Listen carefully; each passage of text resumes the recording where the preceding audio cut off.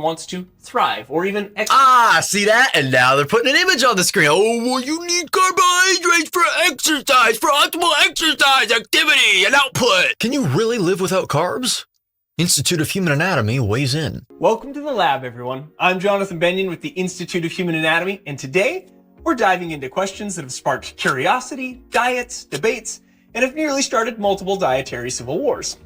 How many carbs do you really need? 0.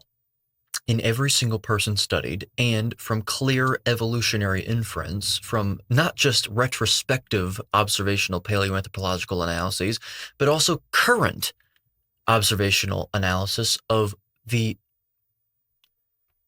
degree to which you will encounter carbohydrates in the wild outside of human industrialization and intervention, which is very minimal with respect to simple carbohydrate consumption. The only time that you will encounter such compounds is really during fruit season, with fruit, historically speaking, that was extremely small compared to what we have today, which is hybridized to be starchier in the case of bananas or any other starchy fruit, but mainly juicier, sweeter, and just bigger in general because of human hybridization, grafting of crops, and really the size has increased exponentially. So it's not linear. It's been, just look at what a watermelon or a banana looked like 100, 200 years ago, 300 years ago, how they were depicted versus what they look like now. That's why it always cracks me up whenever there's food in the grocery stores. There's plants, really, is what we should say. We should make that distinction. In the grocery stores that will say non-GMO. Really? Non-GMO, huh? Because, I mean, they were all genetically modified. I mean, you were grafting the crops. What they really mean is non-synthetically genetically modified, with sort of industrial methods, I guess, or more with more interventions that were yielded or developed during the Second Industrial Revolution, also known as the Technological Revolution. Okay. But it's very vague because 99% of what you see in grocery stores is hybridized in terms of the plant material. So when every person studied as well, it's 0 grams in any amount over any given period of time, under any circumstances, and above a certain physiological concentration in the bloodstream that is most conducively achieved by consuming the damn things, they are toxic via glycation and subsequent formation of advanced glycation end products. Could you completely live without them? Yes. I mean, think about it. Could you completely ditch bread, pasta, fruit, and even ice cream? Yes, you could. I find it amusing that the Institute of Human Anatomy is talking about this. However, it's not an extremely fair argument considering the fact that anyone can speak upon any topic so long as they know what they're talking about and have done proper and adequate studying of the field in which they're expounding upon and espousing views from. Not only survive, but actually thrive and exercise. If anything, you'll thrive. We are hypercarnivores, anatomically, evolutionarily, biochemically. Look at our efficiency for gluconeogenesis, the process by which your body produces glucose specifically, really, at least primarily, via non-glucose precursors.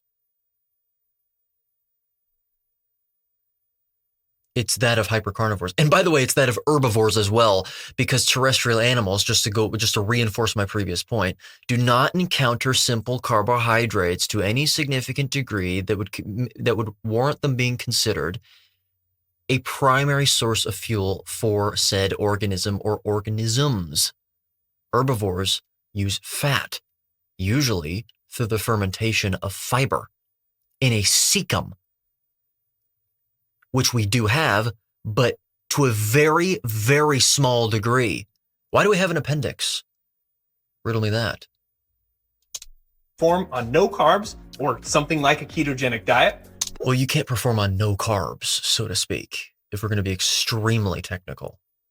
Your muscles require glycogen, which are glucose polymers in a stored form in muscle cells, to twitch at all intensities, by the way. Review 2 papers from Schulman and Rothman, one of which is titled Shaking Up Glycolysis, which was studied in a rattlesnake's rattle first, and then it was extrapolated to human beings after being observed in human beings, the same phenomenon, whereby a muscle twitch will not occur without glycogen. It won't. So this whole aerobic and anaerobic exercise distinction, all exercise is aerobic at all times. My muscle cell right now in this finger, well, the ones that are actually being recruited for the twitch, which is a very small amount, in order to twitch, they are using glycogen and breaking all of it down within 10 to 40 milliseconds to produce ATP to be hydrolyzed at the myofilaments for the cross-bridge formation to form in the first place, and also for the shortening of the fiber to occur. The glycogen is then being replenished with ATP that is effectively created, because this is for the sake of brevity, created by the mitochondria. It's really the energy being created by the mitochondria, and that energy being taken by creatine. That's how these 3 systems work in tandem at all times, at all muscle intensities. Then there's a 4th system, which is, I can't remember the name of it, but it has to do with AMP buildup and all that stuff. So anyway, you cannot perform without carbohydrates. Your muscles specifically will succumb to irreversible rigor and you will die. So, are carbs an absolute must for our bodies to function? No. And in fact, they're not only not a must, they're not only not required, they're actually deleterious to the organism at large. There's very minimal variation surrounding what our species ought to eat within the confines of a hypercarnivorous approach. There's more variation, it seems, potentially, by my estimation, in our species than in any other species, given our ubiquity over the last 13,000 years. But it doesn't mean that it is so stark that you can basically eat whatever the hell you want to and just think, well, I'll adapt though. Okay, this gets into a distinction between genotype and phenotype, which is extremely important to understand. So in this video, we're going to unpack the science behind this by discussing if there are certain cells that absolutely need carbs. Well, that's a premise that I reject entirely. Of course there are. That has no bearing on whether or not exogenous carbohydrate consumption is required and more specifically indicated for human consumption. Because they're not at all. There are 4 cells, really 3, but even just to be as forgiving as possible, 4 cells that actually require glucose, and they're all through anaerobic means, because that's the only requirement for glucose is through anaerobic processes, or at the very least, anoxic. Those would be muscle fibers through glycogenolysis, brain cells, specifically astrocytes, so the minority of the brain, through glycogenolysis. Erythrocytes, red blood cells, through glycolysis because they lack mitochondria. And the one that I said isn't really one, but I'm going to be forgiving, is liver cells. The reason I say it's not really one is because they don't need glucose for their own means, but there is a storage of glycogen in your liver by which they break down to provide glucose for the other 3 cells that actually do require glucose after you've been in a fasted state for long enough. During a fasted ketogenic state, if you're eating a ketogenic diet, your glycogen stores in your liver are effectively 0. In muscle cells, they're around 10 to 20% in people studied. And that is because, clearly, if you didn't have any storage of glycogen, once again, you would die. really happens when your body goes into ketosis, and show you how your brain might surprise you with its adaptability. So, adaptability immediately puts into question genotype versus phenotype when it comes to cellular biology. Perhaps we'll get to it. let's get into this anatomical and physiological awesomeness.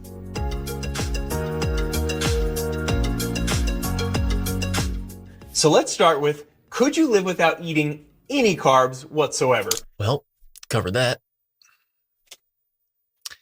It's very important to exhibit some humility here, which is what I did in the beginning. In every single person studied, for the duration of time that they were studied for, in those specific genotypes and respective phenotypes, no. And making a composite inference, aggregating that inference with looking at every anthropological inference we have and also current inference in the wild that we have as to how often we would have encountered them for them to have even had any influence over genotypic adaptation or adaptability to such a stimulus, simple in the form of simple carbohydrates, seems no. But I put a theory a while back that basically stated maybe some people require 20, especially if they developed on a poor diet, which was teeming with hundreds of grams. I actually did a consultation with someone through our carnivore certification program, by the way. If you are not internationally accredited or internationally certified as a nutrition and now fitness coach, link in the description below for our website, but also the social media links for Coach Peter, who actually runs the thing, who's been coaching clients for over 20 years, so he definitely knows what the hell he's doing.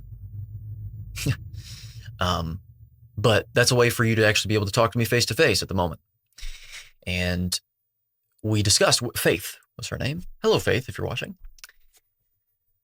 We discussed how there's a theory that I put forth that if you developed on a poor diet, then you could be exhibiting a phenotypic adaptation, phenotype being the way that your genes are expressed, basically, that could be functioning in a way as a pseudo genotype. I mean, how your phenotype was expressed, what your phenotype was during development might influence the way that they are expressed from post-development on.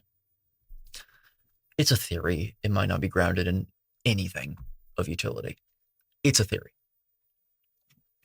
But that's why I bring it up. So some people may have caused themselves a lot of harm. And so they require some externalities. In this case, I think that two negatives can make a positive in certain circumstances. This would be a situation whereby I believe such a thing to be true. But that's why I want to make that caveat. So if you're going to make a general rule for efficiency purposes of speaking, the sake of brevity, then yeah, the requirement is 0. And if there's any requirement whatsoever, it's definitely not above 50 grams.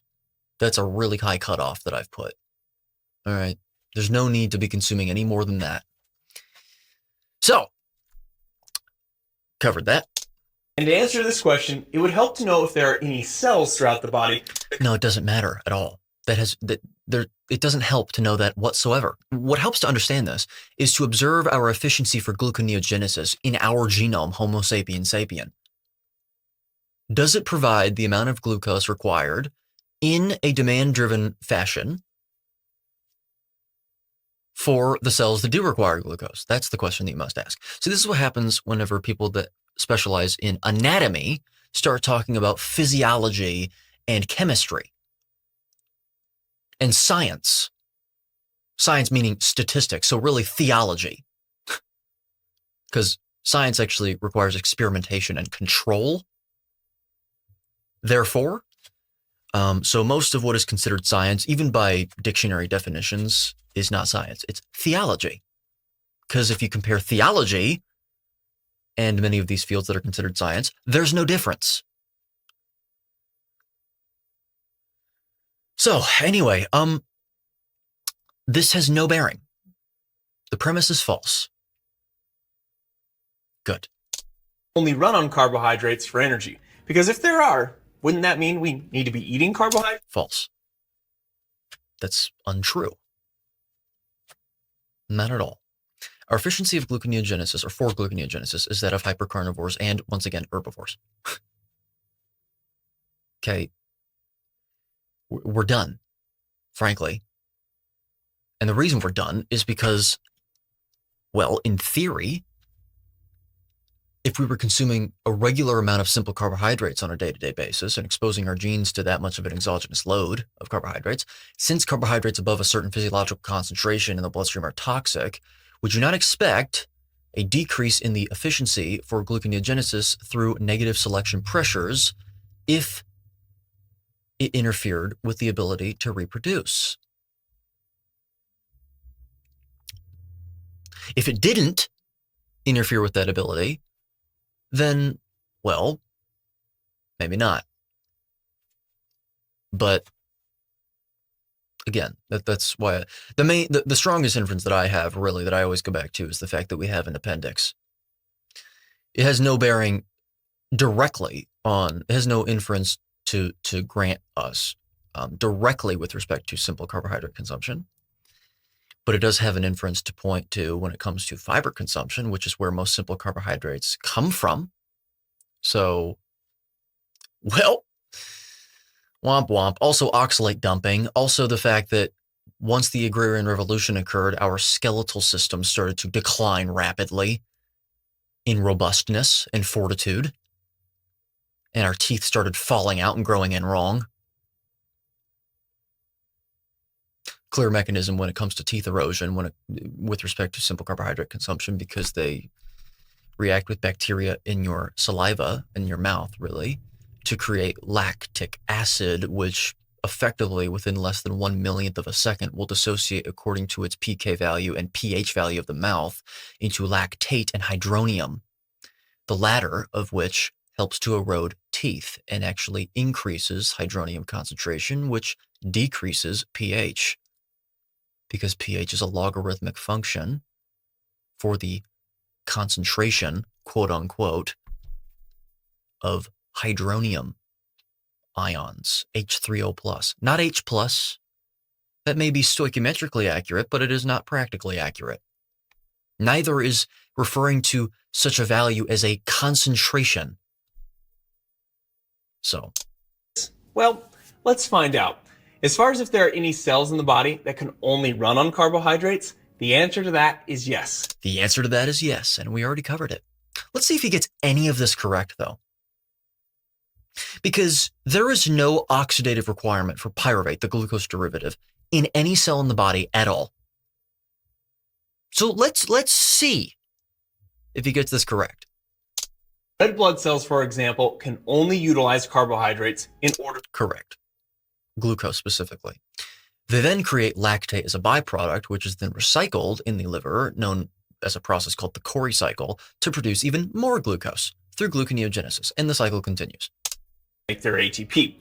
And there's a very important reason for this. The main job of red blood cells is to transport oxygen. The main reason is because they don't have mitochondria. That's the reason. Using fat and ketones is and pyruvate, by the way, the glucose derivative, is through exclusively aerobic processes, oxidative processes. So perhaps he's going to get into that. I hope so, because that's a very critical detail here. It's why they take up so much glucose too, because for every glucose molecule through glycolysis, you're only producing 2 ATP, 2 net ATP.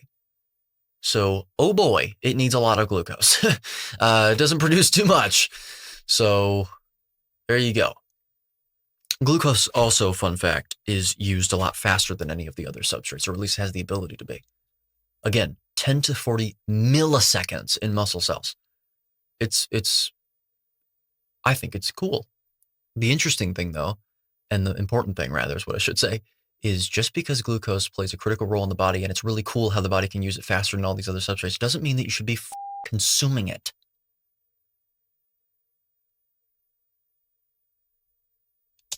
Every characteristic of these incredible cells is to make them more efficient oxygen carriers. Their biconcave shape creates greater surface area. Which helps, which means, well, they're not going to have mitochondria in them. Because what do mitochondria do? What do they require for the usage or the utility of energy? Or really substrate is what we should say. Oxygen. The only reason we breathe oxygen in the first place is actually because we have mitochondria in our cells. It functions as the final electron acceptor in the electron transport chain, creating, well, mainly water. It's water, actually. And then we breathe that out in the form of water vapor. So there you go. That's why we do that. We also breathe out carbon dioxide because during that whole process of metabolism in the mitochondria, you're producing a lot of carbon dioxide. The pressure, the partial pressure of which is a lot higher in the body than it is in the atmosphere.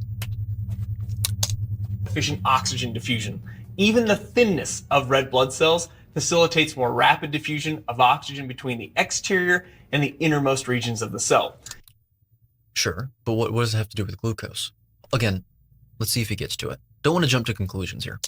Here's the main reason why red blood cells can only utilize carbs. And that's the main reason why I engage in that philosophy, innocent until proven guilty, as much as feasible. As long as I can remember it. Mature red blood cells do not have a nucleus and also lack many other organelles, including mitochondria. Mitochondria. There you go. That's really the issue here. And this is so all of their internal space can be freed up to pack in as much oxygen as possible. And okay, sure, fair enough. I mean, great. They do not have mitochondria. That means red blood cells cannot make ATP aerobically because mitochondria require oxygen in order to make that ATP. Correct. It's the entire reason we breathe it in the first place. It's very interesting when you look into the history of that, at least the purported history of that.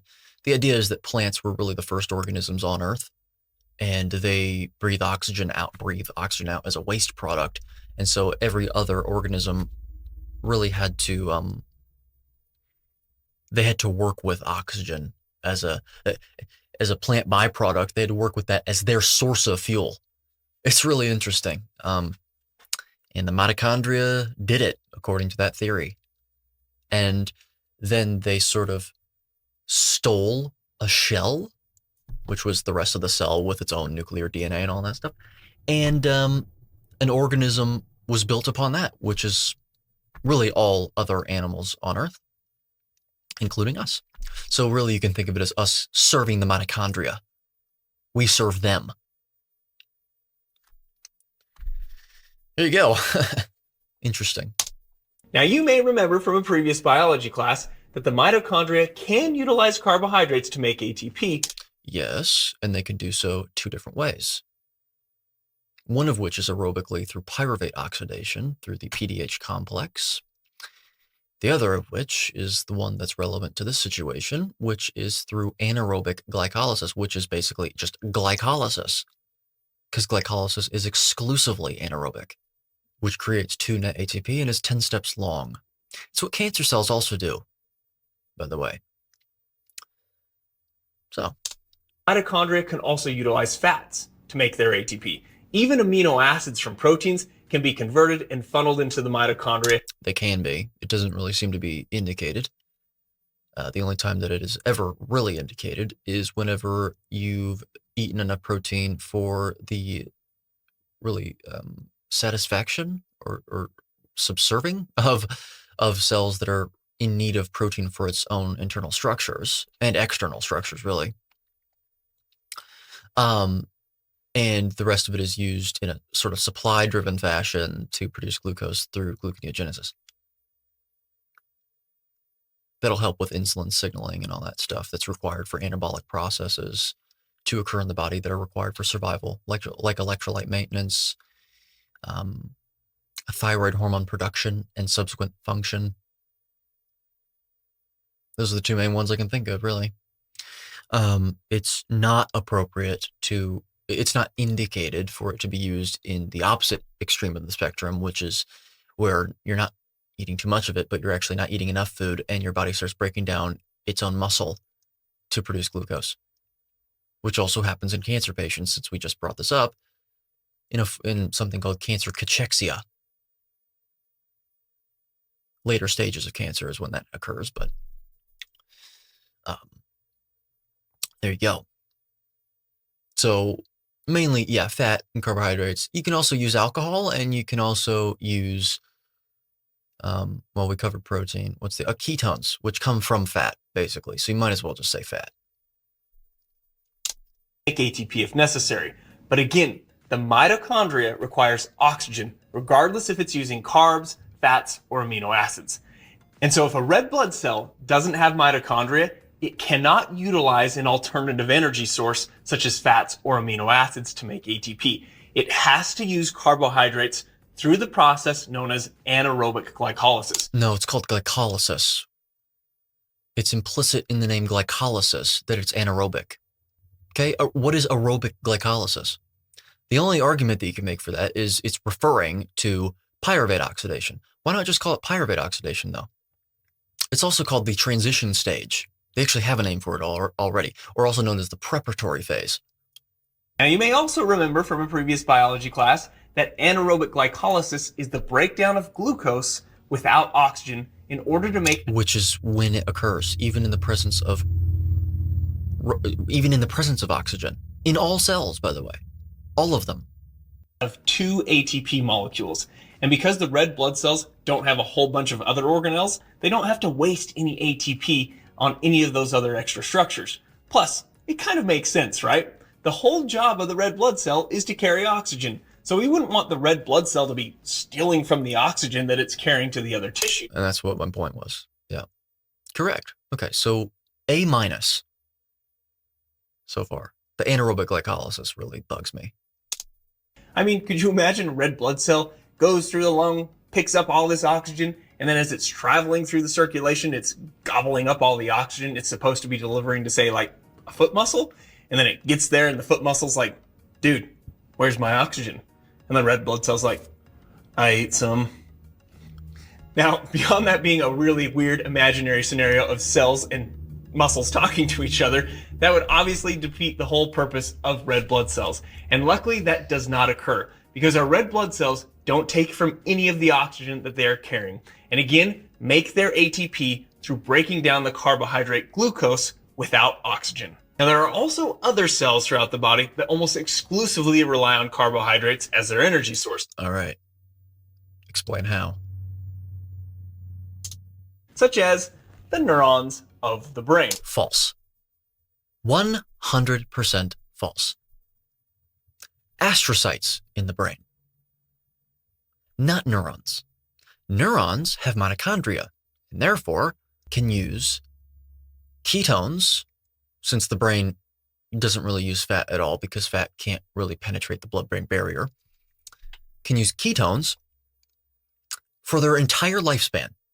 They might be a little more inefficient at doing so if you are more phenotypically adapted to a carbohydrate-rich diet, which is one of the things that can explain brain fog that occurs whenever there is a very impetuous transition period from a carbohydrate-rich diet to a fat-dominant, low-carbohydrate, carnivorous-style diet. But the genotypic maximum adaptation, let's say your genotypic maximum, is greater in the direction of hypercarnivorous ketogenic style diets than it is in the carbohydrate-rich diet, or carbohydrate style diet direction. So fundamentally false. I was waiting for it. I don't relish saying that. I wish this were a really, really sound video, logically speaking, because I don't really like when things are wrong, believe it or not. I don't like lording my intellectual prowess over other people or something. That's not what I like doing. I like things to be in order, truth-wise. And it bothers me when it's not, especially when it's said very confidently. And much of the literature will say that the brain needs about 120 to 140 grams of glucose. That is in the people studied with the phenotypes that they presented with in their respective genotypes, which is influenced by ancestral behaviors throughout the last 13,000 years since the Agrarian Revolution is estimated to have begun. This is the problem with statistical inference, something I'm very familiar with. You cannot extrapolate the results that were found in the people studied to the entire world population with different genotypes and respective phenotypes that varies in terms of those characteristics in the thousands of case points up and down every single second because of deaths that occur every second and births that occur every second. You cannot do that responsibly. This is why it is theology. I don't care how many confidence intervals you put forth, how large your sample size is, how strong your signal-to-noise ratio is. I don't care. It is not responsible to do that, at the very least in this field. Okay? Now, there is some debate on those exact numbers. There you go. That is why. Mind you, this way of speaking is directed not at him, but at what he is saying. Oftentimes, those are conflated, and there's very good reason to do so, I think. At least there's, what I mean by good reason is that there are good points made. I don't exactly know where I lie too much in this, between these views, but there's good reason to do so that is put forth, because we are our ideas, right? But we're all flawed. So it's not towards him. It's just towards what he is saying. Okay, let's continue. Shall we? I'm citing lower numbers, but the important point for our discussion is that the brain prefers glucose. Nope. Okay, so here's the other problem with that. The word prefer. I've talked about this before. I will say this once, and I'll say it again. The word preferred to refer to anything the body does is completely irresponsible and misleading, if anything, beguiling. And I'll tell you why. What the body does is not due to preference because it does not have a consciousness. Now, I know what you might be thinking. Eddie, that is extremely captious, pedantic. Obviously, that's not what's meant. But it's not so obvious. The distinction is important, and I'll tell you why. If you are going to consume a bunch of alcohol one day, the body is going to take that up before things like glucose in the blood that may be in excess, as observed. The reason is not because it prefers glucose, or rather alcohol. My apologies. The reason seems to be, if we're going to sort of anthropomorphize the body and apply a pseudo-consciousness to it, is because it's toxic. The point being that it doesn't matter what the body uses first. It doesn't matter what it does. If the chemical pressures are that which favor, quote unquote, the utilization of a substrate or the performance of an activity by the body, then that will happen via Le Chatelier's principle. The body on a material level, if we're going to separate, the soul and the body itself is chemistry. That's what it is. Okay? On a micro scale. It doesn't prefer anything. It just is and does according to the chemical pressures that it encounters or must contend with. Okay, why is this important to make the distinction, to distinguish between? Because based on this philosophy, anything the body does before anything else that may be predicted to occur must be because it prefers it. No. Okay? Not true. At all. And in fact, that's dangerous. So, good. Glad we got that out of the way. Now let's get into the second point, which is what is really meant by preferred. Usually these words are used interchangeably, as if they're synonymous, and they're not. In this case, it was preferred. Usually, though, again, the word that's used interchangeably with this is primary, to which I have a different response. Oh, glucose, the brain's fuel source is primarily glucose on a proportional level, if you're going to look at the brain as observed. That depends on who you are. Do you eat lots of glucose on a regular basis, multiple times a day, every day? Well, then, sure. That very well may be true. Is it true in my case? No, it's not. because I don't eat a bunch of glucose. I stay below 20 grams every single day. And really, I should be staying at 0 because I know that that's my requirement for it, considering I did that for over a year and a half. Anyway, that depends on who you are. What we must be asking is not what is preferred according to human beings based on their opinion. Okay? Not what's primarily used even, but what is indicated for our physiology from every hard inference that we have, and even soft ones, to make a composite inference that is analyzed with a judgment or set of judgments that have the primary sort of goal in mind, the primary strive towards ideal being truth. Objective truth. Which then leads into a philosophical conversation as to what truth even is. But anyway, that's for another day.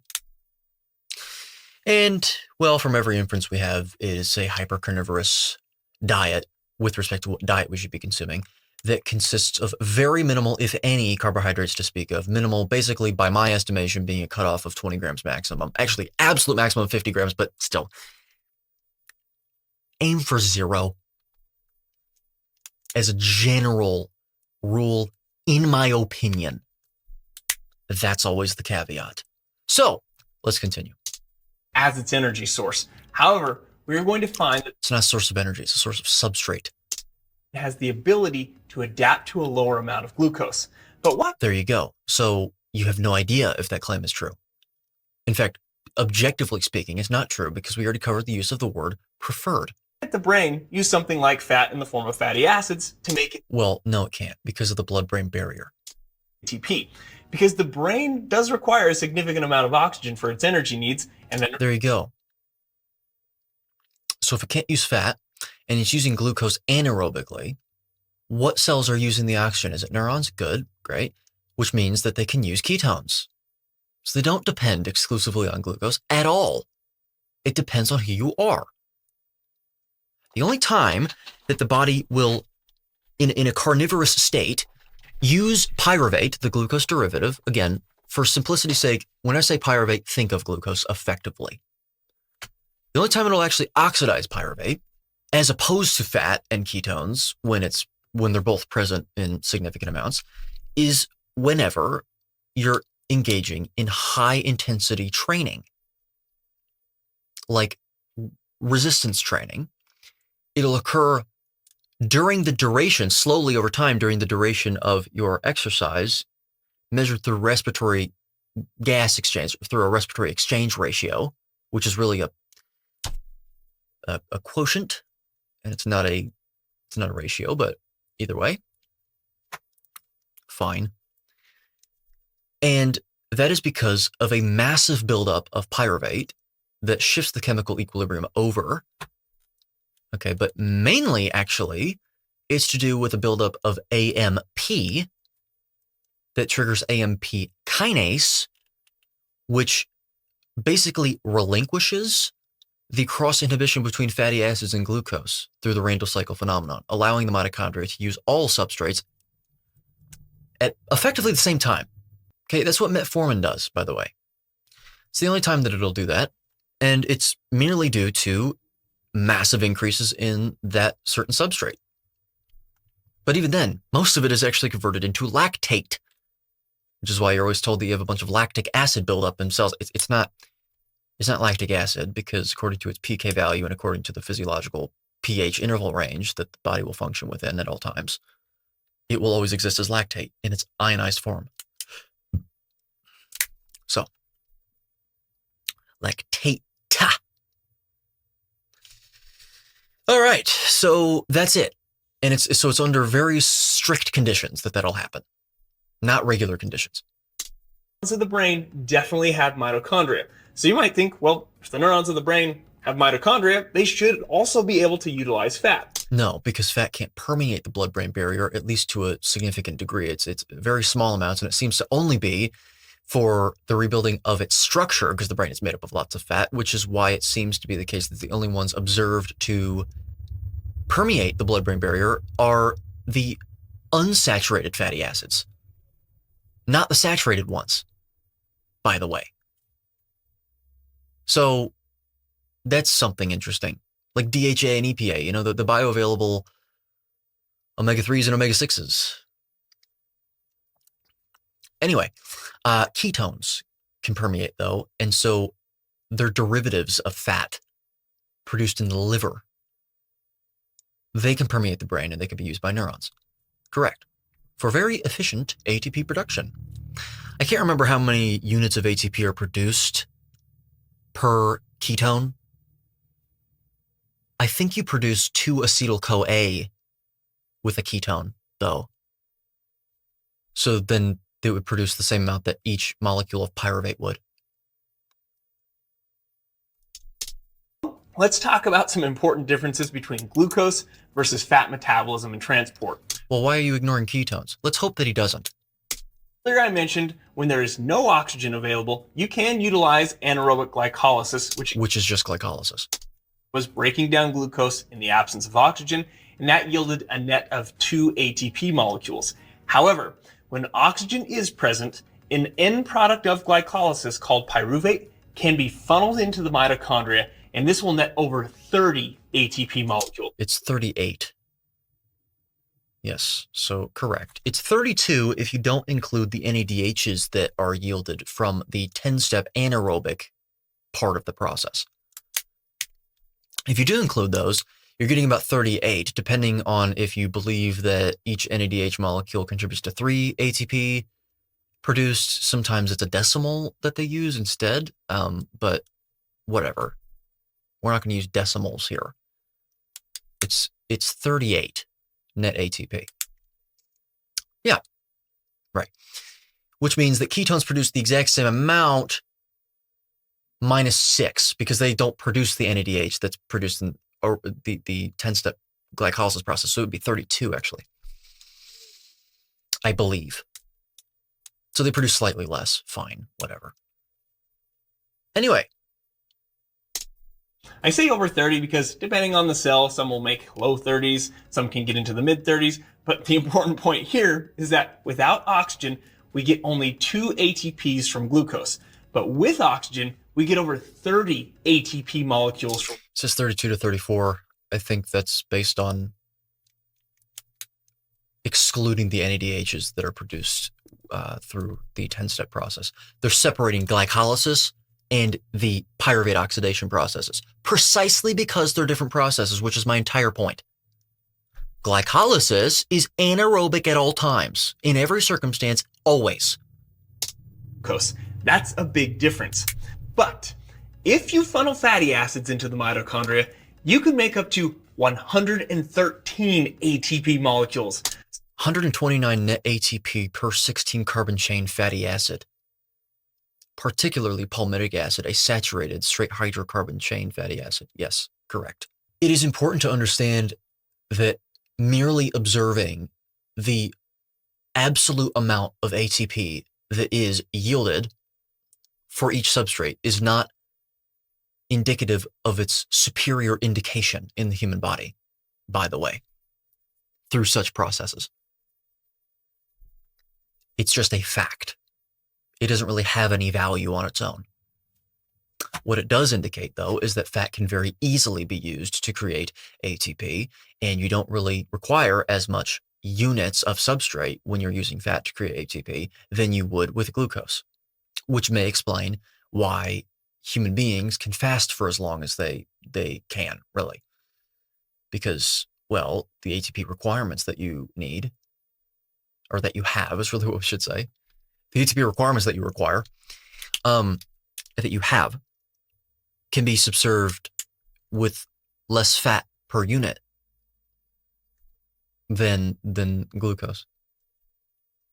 But again, that's a theory, because also there's an observation that demonstrates that lots of fat in the people studied is recycled. 74 to 76% of it, which seems to be because the body's chemical pressures in a fasted state lead to more fat being released from adipocytes than is actually required at that given instance in time. Interestingly enough, actually. Again, theories. Ian, you might be thinking, well, the brain should totally use fatty acids if you can make that much more. Well, I'm glad that I just covered that. I seem to keep predicting what he's going to say next. Yeah, no, you can't make that argument. Just because you make more ATP doesn't mean that you ought to be using it. It's what's indicated according to the Darwinian principles of evolution and the subsequent principles of indication. What have our genes most evolved to genotypically withstand? With respect to external factors, and even more reductionistly, even more specifically rather, in terms of what we consumed, well, mainly fat and protein. The ratios aren't super clear, but that's why we go based on appetite, really. And yes, it's a little noisy because your appetite is conditioned according to what you grew up eating too. So then it gets difficult, but that's why it gets a little nuanced. But at least we know it wasn't a lot of carbs. So ATP. However, there are always trade-offs in the land of biology. Yes, you make more ATP with fatty acids than you can with glucose. But that doesn't matter.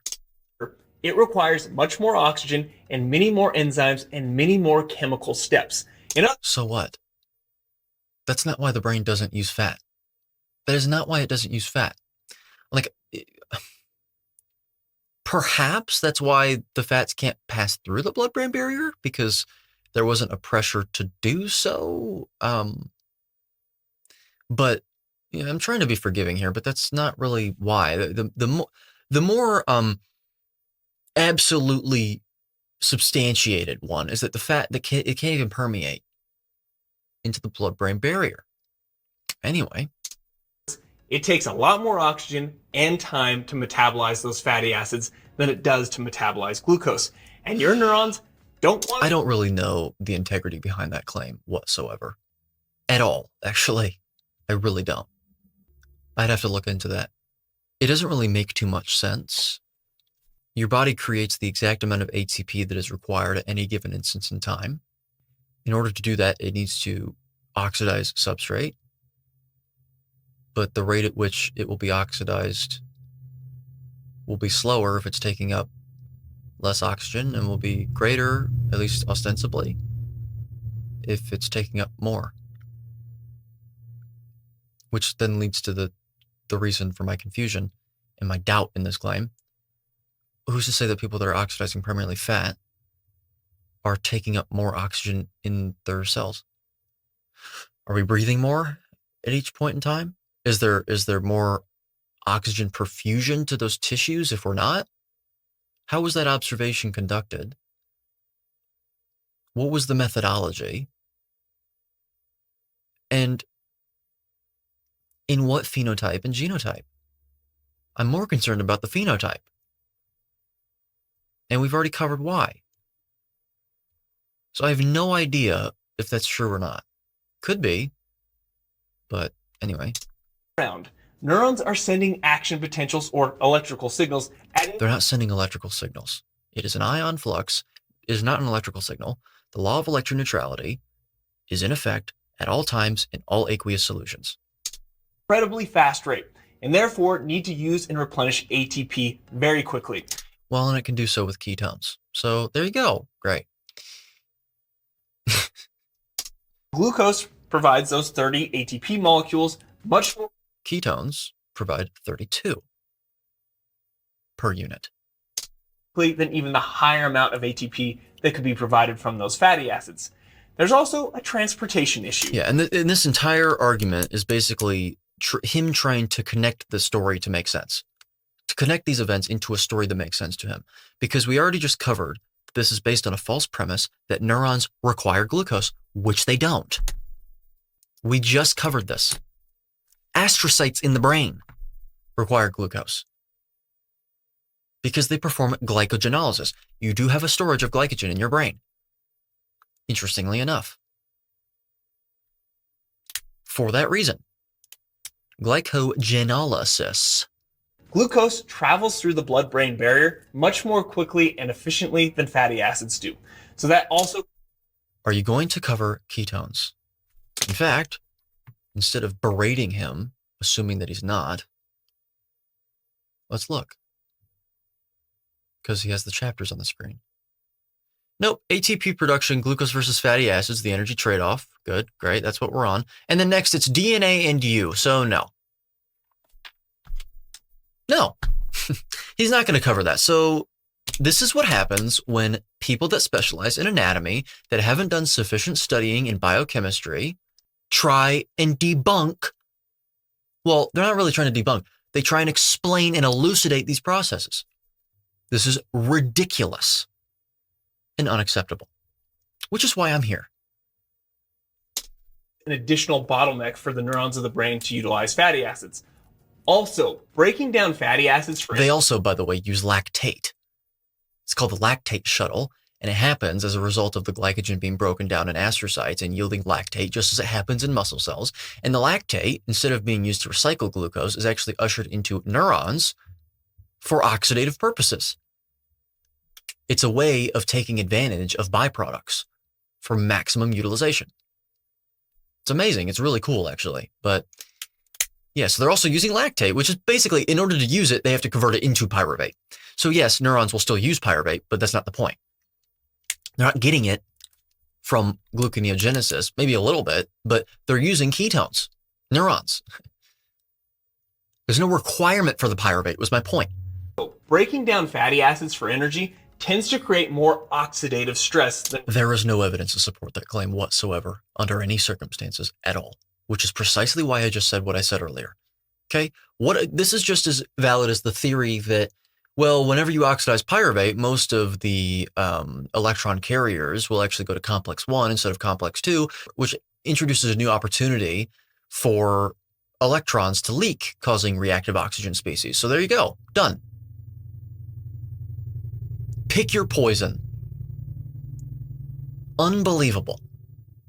Because now what you're doing is you're tacitly insinuating here, obliquely, that you ought not to consume fat as your primary source of fuel. Also failing to understand that the body can use ketones. You don't even cover that here. Ostensibly. Again, maybe he does at the very end of the section, but it's getting real damn close to the end of it. Okay, we got like 20 seconds left. Unbelievable. Down glucose because it requires more oxygen. Yeah, we already covered that. We covered the ambiguity behind that. I would need to see some evidence behind that. Okay? Oxidative stress comes from the generation of free radicals. Yes, like superoxide, for example, and hydrogen peroxide, which your body can actually produce in peroxisomes for its own utility in immune function and all that stuff. Yes, correct. Absolutely. And they can cause DNA damage and blah, blah, blah. Right. Cool. You know what's really great, though, is that our body produces antioxidants endogenously. For example, glutathione. And we also derive electrons from the earth because it has a charge and we can absorb electrons. And they function as antioxidants because oxidation is the loss of electrons. And reduction is the gain of them. Leo, L-E-O. The tiger says ger, G-E-R. G-E-R. Gain of electrons is reduction. L-E-O. Loss of electrons is oxidation. There you go. Anyway, okay, cool. Brain is less resilient than other tissues are to oxidative stress. Well, that may be true. So explain how the brain is using ketones, primarily in a ketogenic fasted state. Oh yeah, because it's not fat, first of all, and also it can very efficiently use ketones without any worry of distressing oxidation products being formed. A distressing level of them, because distress indicates counterproductivity, which would be contraindicated. Buy now, link in the description below for paperback, hardcover, ebook, and self-narrated audiobook, because I'm all about authenticity. It's the second edition as well. So, go check it out. So, yeah, anyway, we're going to get to ketones at all? another reason why the brain prefers glucose. It doesn't prefer it. We already talked about the use of the word preferred. What you're seeing is that the brain is primarily using glucose in people that have been studied that are phenotypically different, and therefore I would suspect phenotypically adapted to eating lots of carbohydrates every day. Okay? This is the problem with extrapolating results to people of different phenotypes. We're done. Clearly, our bodies are fascinating, down to our very DNA. Well, they're even more fascinating when you understand it properly. They're even more fascinating when you actually understand the bodies properly on the chemical level. You understand it 1,000 million-fold more when it comes to anatomy. Guarantee it. Eventually, that'll change because I like studying everything. Okay, but we only have so much time in this world. Okay, but that's why I don't really talk about anatomy. I talk about a cecum and an appendix. All right. Cool. I mainly talk about the chemistry, though, and also statistics. Anyway, cool. Great. What's next? That's why I'm excited to partner with MyHeritage. No! Gotta chase that bag, man. Gotta chase the bag. No hate here. It's a sponsor, whatever. But I ain't watching it. Let's get back to the science of carbs. And so, well, the half-truths about carbs. based on everything we just learned about the brain, Nope. You left things out and got things wrong. And you also put forth opinions. glucose and the red blood cells completely relying on glucose to generate. No. So you say brain cells as if all of them are the same. No. You've got glial cells, one of which, once again, astrocytes. You've got neurons, and they're different. And phenotype also influences what is and what is not used at what rates. ATP, you might say, okay, then yeah, we need some amount of carbohydrates in our diet in order. No. False. Fuel the brain and the red blood cells. But that's still not technically true. Correct. And the way you said it is in a way that implies that there is another way, but it's something that you shouldn't rely on. Oh boy. Get ready. Your body has the ability to create its own glucose from other substances. Correct. In the liver, the proximal convoluted tubules of the kidney, you know very well what those are. The small intestine to some degree, and by the way, very interestingly enough, to an extremely small degree, but it has been observed, the brain itself. Through non-glucose precursors, primarily lactate, if you know chemistry and human physiology, it's primarily lactate. Then you've got glycerol backbones from triglycerides that either you consume or that you get from the mobilization of your own fat, stored fat. You've got amino acids that either are basically derived, broken down through the muscles themselves in a starvation episode, or in a situation where you're not phenotypically adapted to a carnivorous diet, by the way, to some degree that it can actually still break down muscle because you're not proficient at it yet. Or in the case of you actually eating them, right? Okay. And finally, odd chain fatty acids through the production of propyl-CoA, beta oxidation, odd chain fatty acids. So if you have a fatty acid you consumed that was 15 chains long, it has the capacity to be used to produce glucose. Not only that though, but also hemoglobin. So that's cool. Anyway, yep. But your body's not primarily using fatty acids unless you're eating a ton of them. Or you're in a starvation episode again, like I just said, where your body needs the glucose. Because once again, glucose is required for every single movement you make. Reflexively. Effectively, instantly. Which is why there's so many ways that the body can produce it. It's extremely important. It doesn't mean that, oh, well, the amount of the glucose is so important. It's very clear that it's important, so therefore you must be consuming it. Well, that's not true. What about the carnivores? Let's say you're someone that's watching this right now that is just watching it for entertainment purposes. You're not a carnivore. You think we're omnivores. You're animal-based. Okay, I have some disagreements there with those approaches and those belief systems. That's fine, though. But riddle me this, if you are someone that believes that. The carnivores in the wild that actually are carnivores, lions, wolves, foxes, hyenas, okay, they require glucose in the exact same ways as we do, and they have just as many ways to produce it, but they don't need it. So that goes to show that that's a logical fallacy. You can make other claims that point in the direction of we should be consuming some carbohydrates, and we can cover those.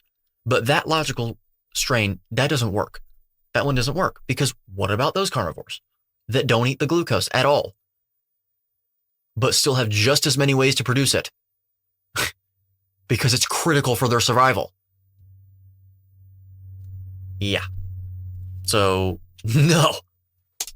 The liver, for example, can convert fats and proteins into glucose through a process called gluconeogenesis. Okay, so we already covered that's not primarily what it uses.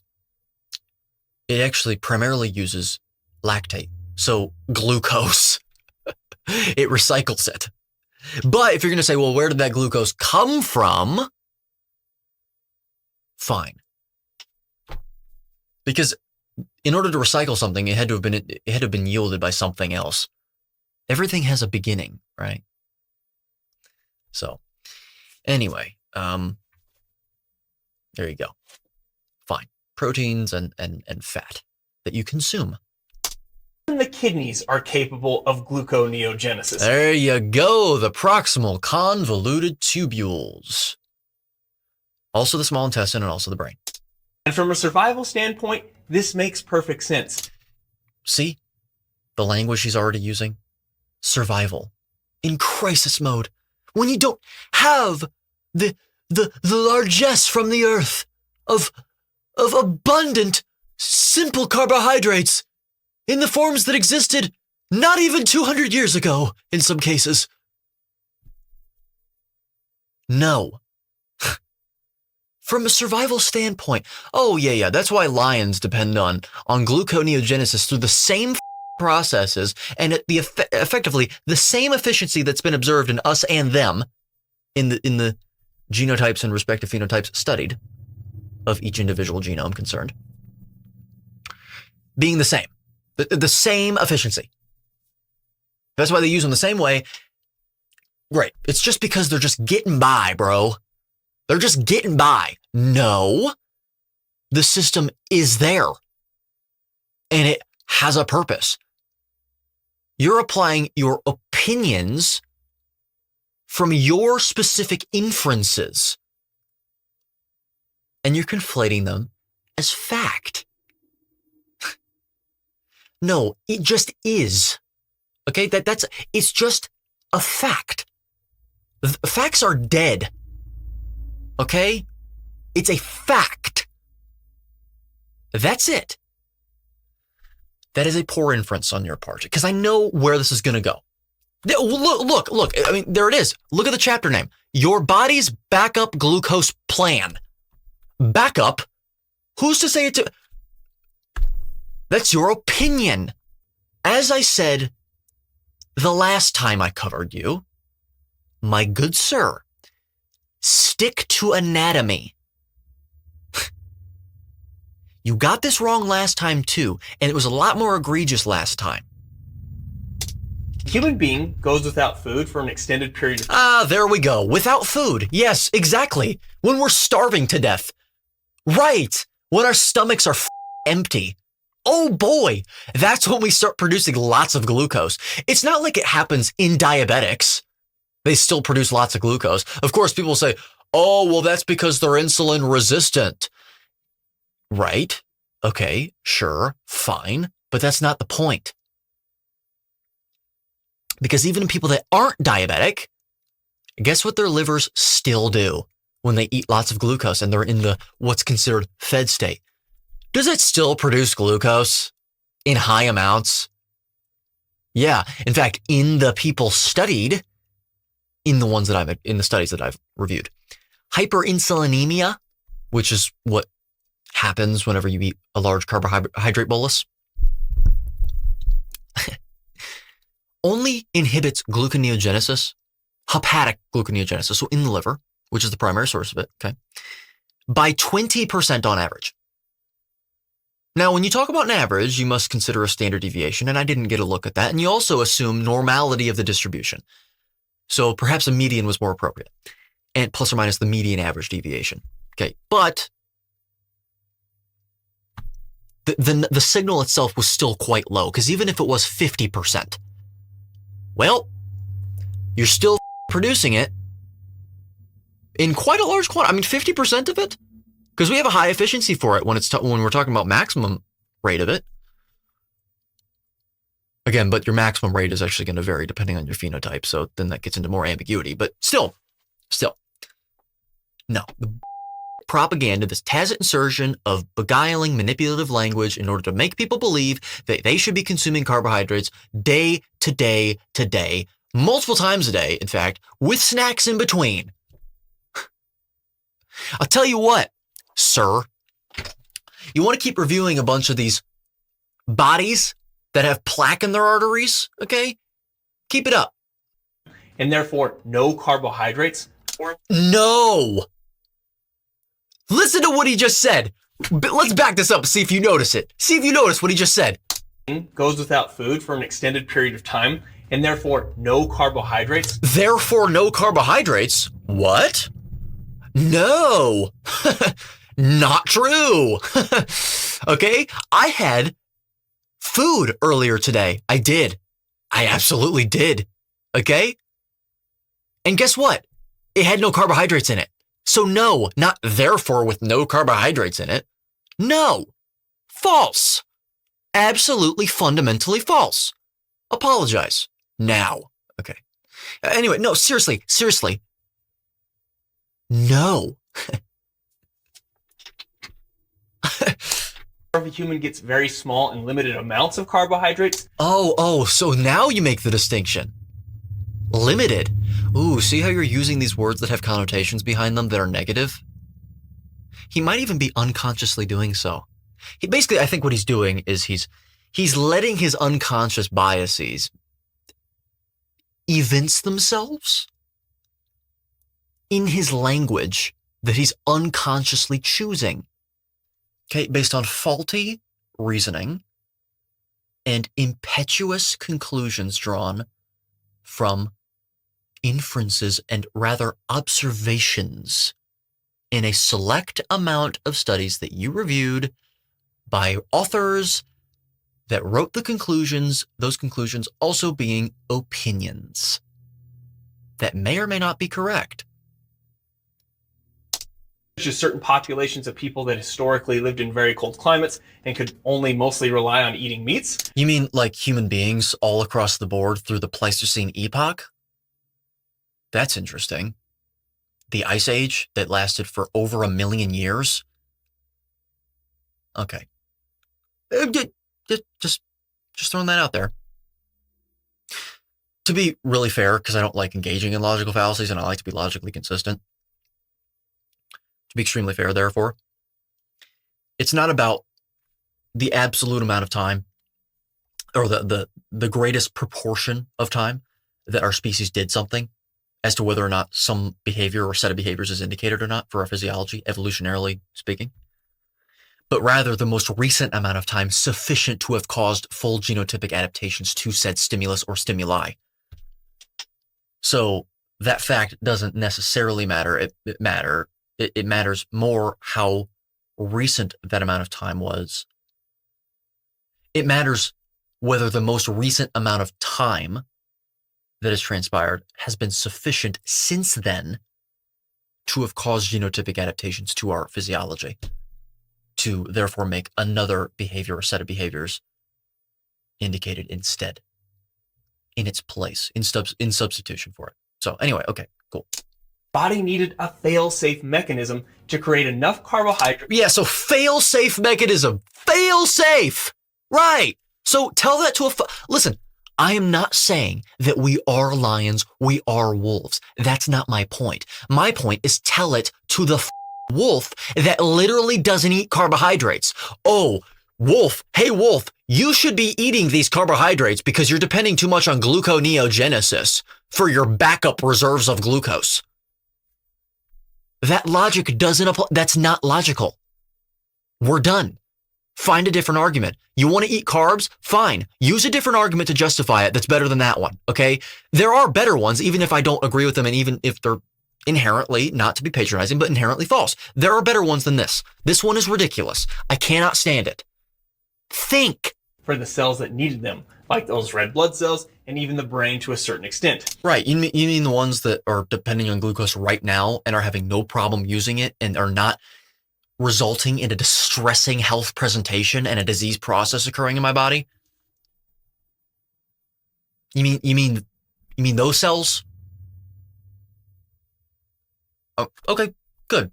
I just wanted to clarify. Just wanted to, get that out of the way. Gluconeogenesis can make about 180 to 220 grams of glucose per day. Depending on the person, which is precisely why, by the way, you gave an interval range in the first place. This is enough to meet the baseline glucose needs for the body. And so the amount that is required. Great. Which is all that is needed, hence required. Okay? You want to make an argument against this, you could do a to quoque fallacy kind of thing, which hence the name would actually still be fallacious. But anyway, you could say, well, Eddie, you also say, you could say the same thing about cholesterol, dietary cholesterol. It's not required. To which we then get into a good argument, good response. To which we get into a conversation about what we mean by required. Required for what? Required for survival or required for thriving? In which case, cholesterol in that case would be survival. But they would also say, no, but same thing for glucose though. Only required for survival. What if there's a benefit to consuming more? Okay, good argument. To which I would respond, what have our genes most evolved to genotypically withstand dietarily? Dietary cholesterol? Or, not to make a false dichotomy, or a significant amount of exogenous carbohydrates? Well, from every inference we have, it seems to be the dietary cholesterol and not a large amount of carbohydrates. If any. Okay? Boy, oh boy. Are you having fun yet? Finally does answer one of our questions. You can technically live without eating. There you go. See these words? Limited amount. Technically. Backup reserve. It's not actually quite correct. So glad we got out. You see the unconscious bias slipping its way into these sentence structures. Carbohydrates. But is this... But. Is this actually what? Especially if we aren't just talking without eating any carbohydrates. But is this ideal? Especially if we aren't just talking about survival here. It is indicated. That's the idea. Okay? I love how I keep predicting everything he's going to say. I don't predict what he's going to say. I just predict arguments against what I'm saying. And he just made it. Is it ideal? Because we're talking about actually survival, not thriving, not optimal function. See, I just made this argument. We already rebutted it. Wants to thrive or even see that? And now they're putting an image on the screen. Oh, well, you need carbohydrates for exercise, for optimal exercise activity and output. Tim Noakes did a study on a very, very small select population. So subset of the overall population, in other words, so the sample. In athletes and high intensity athletes, and he split them up into two different diets, and then they did a crossover afterwards. There's many, many issues with the study, frankly, because this entire science is extremely limited. But what he found was that it seemed to be the case that when you approached failure and absolute fatigue during an exercise or a bout of exercise, so a set, you could say, if the athletes all across the board consumed a very, very small amount of glucose, we're talking about 4 grams, maybe even less, I think, like 2 or something. I think it was about 4 to 6 or something like that. They could actually put more reps out. Very minimal, very minimal. They still fatigued like very quickly afterwards, which seemed to suggest, and the mechanism seems clear to me if we're going to apply a mechanistic speculation, as we're very familiar with. The mechanism seems very clear as to why that would happen. The common denominator when you're approaching failure during exercise is lowering of blood glucose. And as you should know now that I talked about this in the beginning of this little escapade, glycogen is required for muscle fiber twitching. So what's going to happen whenever you're approaching fatigue and the amount of glucose that is required to get that weight up is not met by the rate of glucose production any longer, because that's what happens with fatigue. You can't lift a muscle, you can't lift anything forever over and over again. Well, what's going to happen is the muscle is going to fail even sooner than if you replenish that glucose level to baseline for a very ephemeral amount of time with exogenous glucose input. The question then remains, again, assuming that's the mechanism and assuming that's the case all across the board for the human genome. So all assumptions multiply. Assumption to the power of 1, assumption to the power of 2, assumption to the power of 3. But assuming all that, the question remains, is that appropriate to be doing? Who's to say that you should have done extra reps during that exercise? Who's to say? I mean, seriously, who is to say? Okay, I mean, yeah, great. You made an inference that you can do that. Doesn't mean you ought to. Expend much more energy. Is a low-carb diet sufficient enough? Sufficient enough is oxymoronic and superfluous. Yes, it is. It is sufficient and it is enough. Correct. Fact. Okay, you're going to have to prove otherwise with something other than your opinion if you're going to want to make convicting claims. Well, it can be. It is. Okay, so long as you don't have any serious issues that were caused because of poor introductions, dietarily speaking, into your system over long periods of time or even short periods of time. This is where we get into ketogenic diets and ketosis. Right, so everything that's on the screen right now looks entirely appropriate except for the plant material. Look into oxalate dumping. Let's discuss what happens with ketogenic diets and even discuss some potential limitations. Potential limitations. Nice word there. Potential. Good. So you're exhibiting some responsible reporting now. Good. I'm glad. It's a refreshment. Speaking of food here, some food actually. There's broccoli here, and there's another vegetable. It looks like. If a person drastically reduces their amount of carbohydrate intake, the body will obviously start to create some of its own glucose through gluconeogenesis. And also, whenever they are consuming carbohydrates, sir, at all times will it be occurring. But again, that can only produce a limited amount. No, in the phenotypes studied, it cannot only produce a limited amount or else I'd be dead. You're talking about per day. It creates a certain amount, and that value changes upward and downward according to the pressures exerted on the genes. Since we are talking about more than just simply surviving.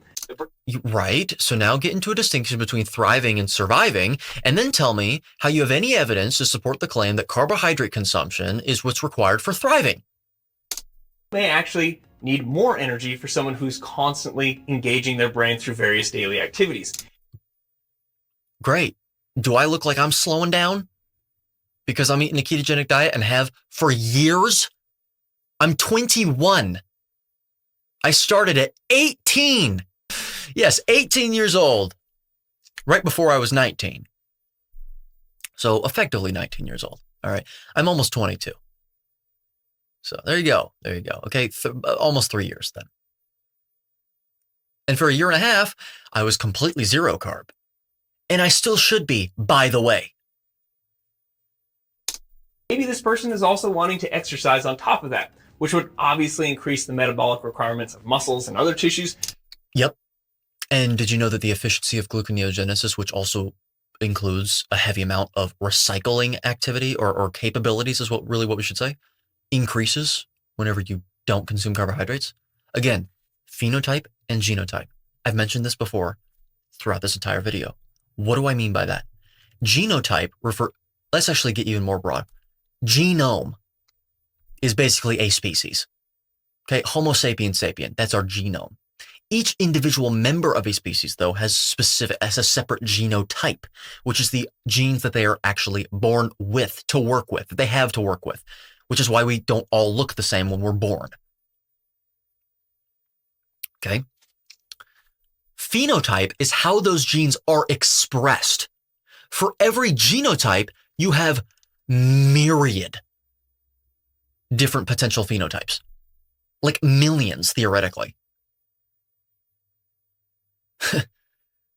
Okay, this is why if you have two genetically identical twins, genotypically identical twins that are born, they're not going to look the same depending on what they're doing. One could be fat, one could be skinny. One could be super tan, one could be white as hell, like me. Okay, the reason for that is because of phenotypic adaptations. It's the way the genes are expressed. Genes are specifically, strictly involved in producing a protein, encoding for the production of a protein, and nothing else.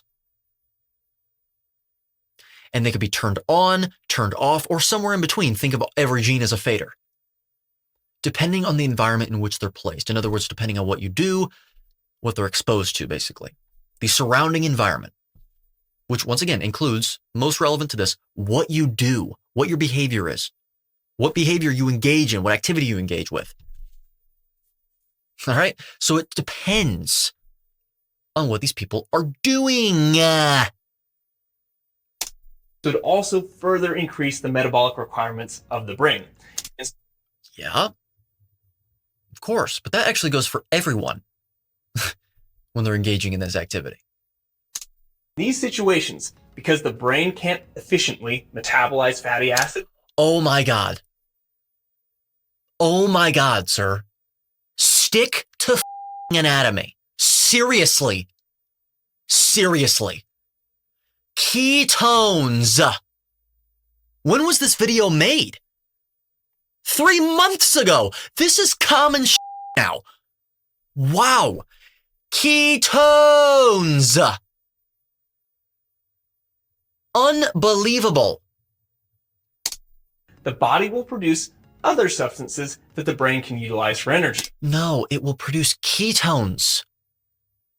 Please, that little ticker at the bottom, it better say ketones. I hope I'm able to bite my tongue afterwards. I hope he proves me wrong. Genuinely, the brain's alternative fuel source. And by the way, if he says ketones, he's still wrong in the way that he just said that. Oh, in cases of high energy demand, that's when the body will start producing ketones for the brain. Whoa, whoa, whoa. Many different threads there that are completely errant. Okay? Not just when the body's when you're in a fed state, you still produce ketones, by the way. A carbohydrate-rich diet fed state, you produce ketones. So no, they're still produced. In a fasted state, when you're carbohydrate diet dependent, let's say, you're also producing ketones. And it's not just for the brain. It's for other tissues as well. My muscle cells are using primarily fat, sure, in the mitochondria, oxidatively, aerobically speaking, but also ketones. They might primarily be used in the brain, but it's used for other tissues as well. The heart, for example, and yes, also the muscles. Oh boy, wow. And those are known as ketone bodies. Yes, ketone bodies is the more specific name. Good. Good job. Ketone bodies, ironically enough, are derived from fatty acids. There you go. Wow. Yeah, look, skeletal muscle, brain, and heart. So I just told you.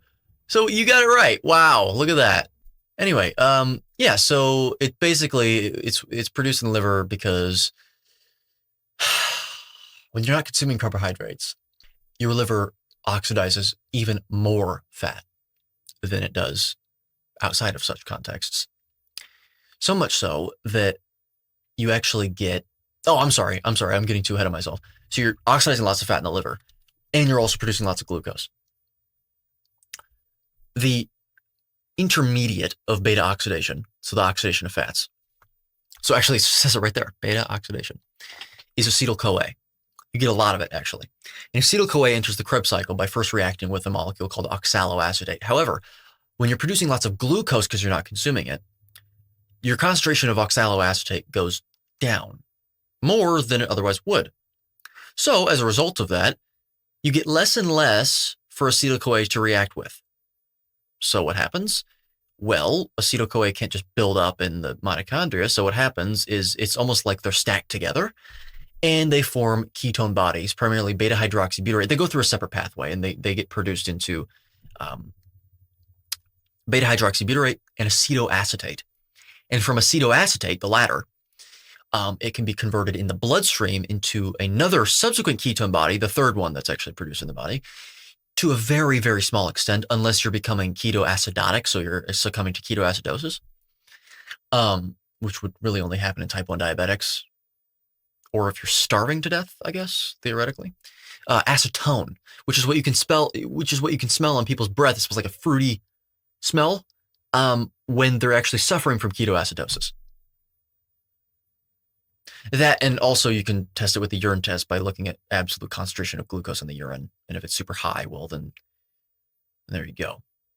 So, also they're fasting blood glucose as well. So, yeah, there you go. And the ketones are basically little pieces of fat, you can think of them as, and they're picked up by the brain, they're picked up by skeletal muscles, and they're also picked up by the heart for ATP production by also being used to create acetyl-CoA in those tissues instead.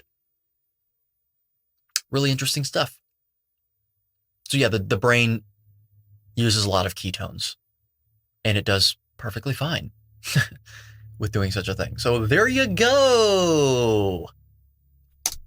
The liver will take fatty acids and convert them into these ketone bodies. And I just gave the whole process.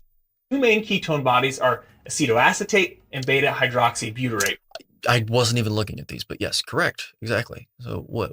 Acetoacetate, acetyl-CoA, acetyl-CoA, HMG-CoA. So HMG-CoA reductase inhibitors might recognize those as some cholesterol-lowering medications, drugs, poisons. Acetoacetate, beta-hydroxybutyrate. There you go. Yeah. So acetoacetate actually will be converted subsequently into beta-hydroxybutyrate. I forgot about that little detail there. And it looks like they're exported from monocarboxylate transporters, MCTs there.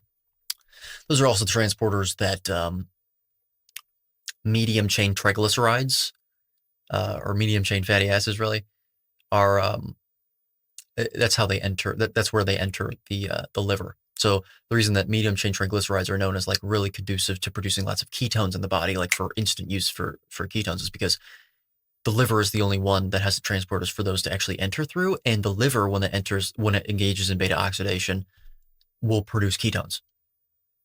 It's the source of ketone production. So that's the idea behind that. So I'll just continue to refer to as ketone bodies. Now, these ketone bodies can pass through the blood-brain barrier and be taken up by neurons.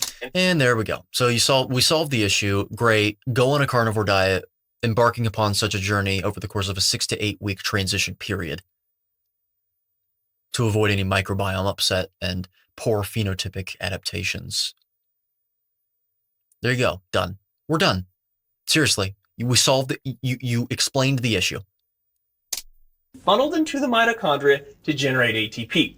And for you physiology nerds out there, once they are funneled in, they get converted to acetyl-CoA, which goes into the Krebs cycle to start this formation of ATP. Correct. Yep.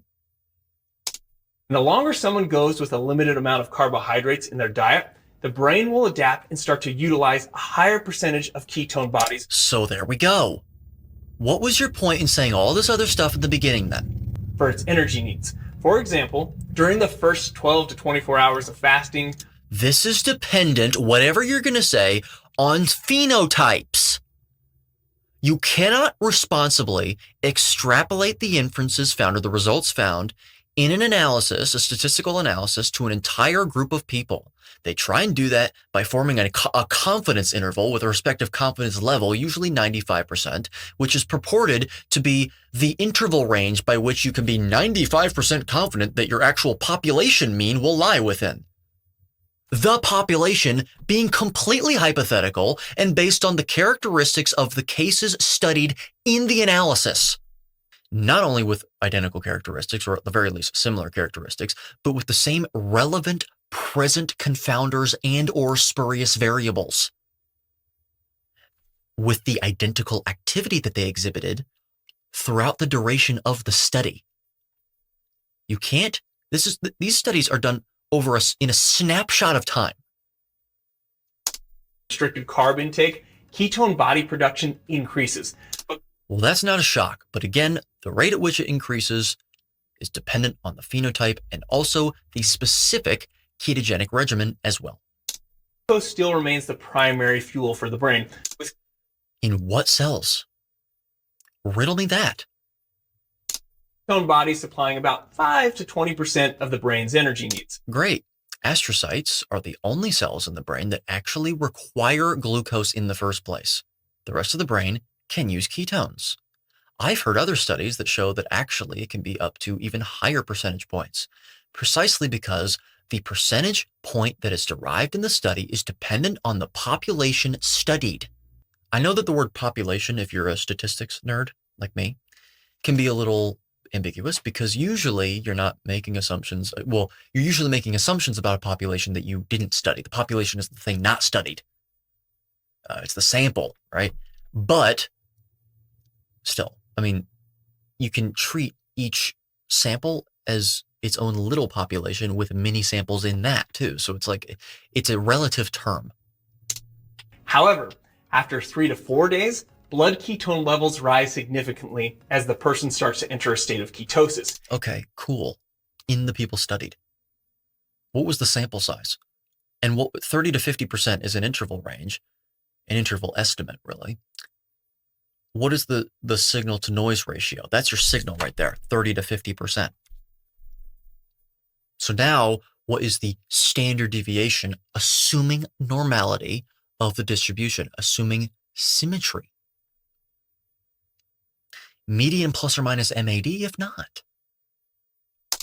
Ketone bodies can provide about 30 to 50% of the brain's energy. Great. So you see this? You see what's going on here? It just keeps going up. Prolonged carbohydrate restriction of about 1 to 2 weeks or more, ketone bodies become the dominant energy source of the brain. Wow! So we covered it.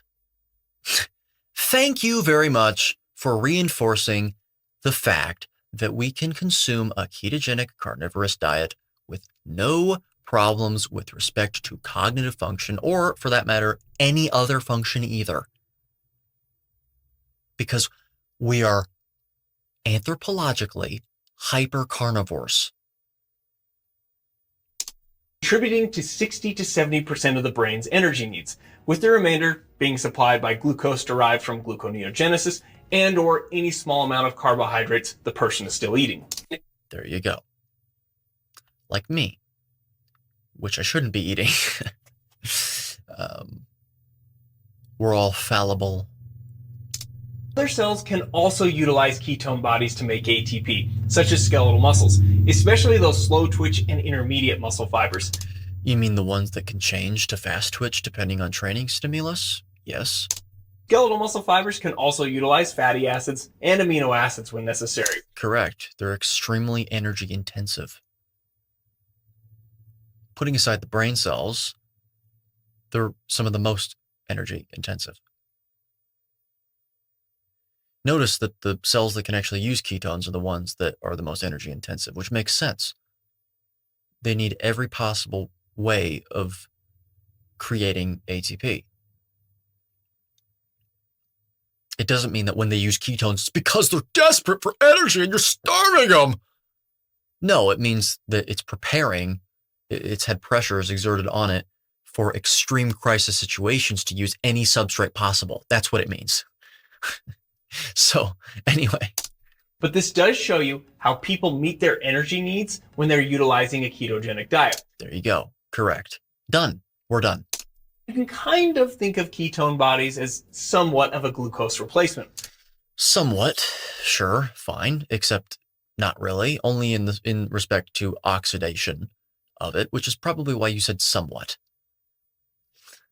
It is not as able, it's not utilized as fast as glucose can be.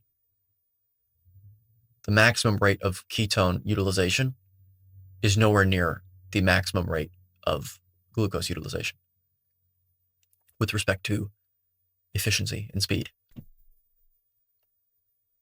See those twitches? See them? Yeah, that's all glucose doing the job. There are plenty of people who've done well on ketogenic diets. They felt better. Notice that all of this stuff is ketogenic, but is also contraindicated for human consumption. Notice that? Just because something is ketogenic doesn't mean that it's actually appropriate to be consuming. That's a perfect example. You shouldn't be eating fiber because it's also a contraindication in the human diet. Okay, you can't digest it. Last I checked, if you can't digest something, you shouldn't be eating it. And they've lost weight because the main principle of getting on a ketogenic diet is to restrict carbohydrate intake. No, that is, well, okay. That is one, but no.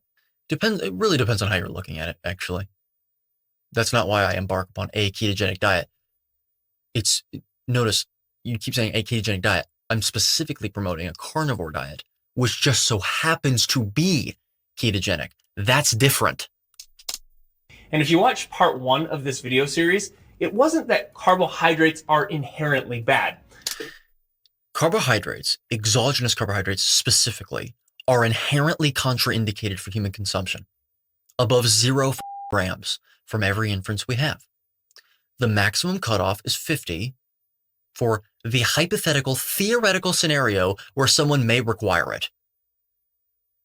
But in every single person studied for the duration of time that they have been studied, and combining those results that are found that show there's no requirement for glucose, with the other inference, retrospective and current, of the amount of simple carbs that are present in the wild for consumption,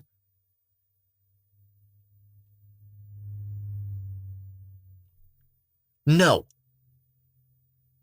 They're not required and they're not indicated, according to the Darwinian principles of evolution. Problem is that it is so easy to eat them in excess in our society. Yeah, you know what? It's really funny that you just mentioned, oh, if you watch part 1 of this little series, because I think I now know what video you're talking about, because I reacted to that months ago. And I put you right where you were wrong in that one too, which was all over the damn place. It's not that they're inherently bad. It's just really easy to overeat them. False dichotomy. Both are true. If by bad, value judgment, vapid statement, word really, you mean contraindicated. Especially in the form of added sugar. And so someone eating a ketogenic... No, especially in the form of any sugar that's sweet to the taste, okay? That happens to be added sugar, but it also happens to be natural sugar found in fruit. Like pineapple. Is obviously not going to be getting that excess sugar, and therefore... Define excess. Excess is anything above 0 grams, and we already covered it. Calories typically go down. Calories are always 0 at all times because there are no calories in food, and you don't derive calories from your food because you don't combust food in a steam engine when you consume it. Okay? What you do is you consume mass in the forms of proteins, fats, carbohydrates, and alcohol, chemically interact those substances under control with molecular oxygen. They react in such a way so as to alter the positioning of the chemical bonds. And since those reactions are exothermic, some calories, heat units, are released, the majority of which, around 70% as observed, is to entropy, creating body heat. And the rest of the 30% is encapsulated in the form of ADP and PI through either substrate level phosphorylation or oxidative phosphorylation, but definitely substrate level phosphorylation, to create ATP, the molecular energy storage form or the cellular energy currency of the body. Sure, fine. However, how much of that mass is actually going to contribute to that value? You don't know. That's dependent on hormones, okay? Where the mass goes, how much of it is absorbed versus how much of it is excreted. And also the calorie number on food labels is out by up to 20% in either direction, precisely because you cannot measure energy. You can only estimate it. You also excrete mass in the form of urine and water vapor at the lungs. That's less relevant in this context. But sweat, tears, fecal matter. We're an open thermodynamic system, not a closed one, which means we allow for the flow of energy in and out of the system. Sure, okay. Energy in, photons of light, for example, they can affect our metabolic rate from the sun, for example. Energy out, calories, we're releasing calories from body heat, but also mass in and mass out. Food in, and we also piss. Okay, so, sir, we're done. Your calories don't go down necessarily at all. Actually, they necessarily don't go down because you can't go below 0 in this context. And you can't go above it either. And weight loss follows. But there's... Oh, yeah, because calories in, calories out, bro. Yeah, because that's all weight loss is. Calories in, calories out, bruh. No. The energy balance model of weight loss is completely fallacious and erroneous. It's mass in, mass out by necessity, which is influenced by hormones, which is further influenced by what you do, which includes what you eat. We're done. Are limitations to this ketogenic diet for certain Define limitations. Get into them. people, specifically for certain athletes or people that participate in certain sports and No, that's your opinion based on studies that have been conducted on those athletes with oftentimes poor transitional periods and also a short, limited, to use your word, duration. Okay? exercises. One of the first limitations is, if you remember, we mentioned that glucose, when utilized with oxygen in the mitochondria, one glucose molecule could produce over 30 ATP molecules. Right, correct, cool. So what's your point? Not to mention, by the way, that anaerobically, during all exercise intensities, he's going to get into muscle energetics and he's going to fall flat on his face. Because every single person does. Read the papers from Shulman and Rothman that put this into perspective with respect to glycolysis. Then read papers about the PCR shuttle, and then put that in combination with the aerobic system that we know today and that we have known for a long time. Then you'll understand 3/4 of muscle energetics, 75% of it. He's going to get into this and he's, when oxygen is present, it produces 32 ATP.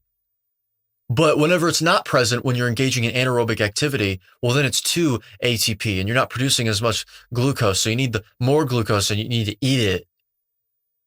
No. You know what? I say he's going to.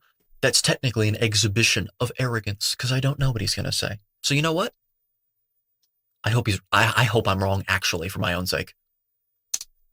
However, one ketone body can produce just over 20 ATP molecules.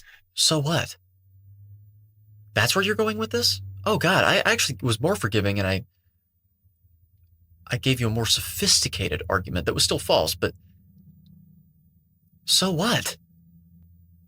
Your energy needs for a muscle twitch are coming from glucose. Still. If the mitochondria in those muscle fibers, the 5,000 to 8,000 per muscle cell, need more ketones to produce, and by the way, they're primarily using fat, not ketones. Oh, goodness me. Wow. But even then, if they need more, then they'll use more. Who's to say it's inefficient? Because, I mean, if you're going to use this logic, then your cells should all be oxidizing fat, actually. You should be ketogenic because each 16 carbon chain fatty acid produces 129 ATP, not 38 or just over 30, whatever. I don't know, man. Just continue. So we're getting less ATP with a ketone body than you would with glucose. So what? We already covered it. Something else to consider is that that was it? That was your argument for that? What the hell was that? cannot store ketone bodies in your muscles like you can glucose. Right. Who cares? You don't understand muscle energetics at all. You don't. You understand the anatomy of muscle fibers. So you probably know what myofilaments are, right?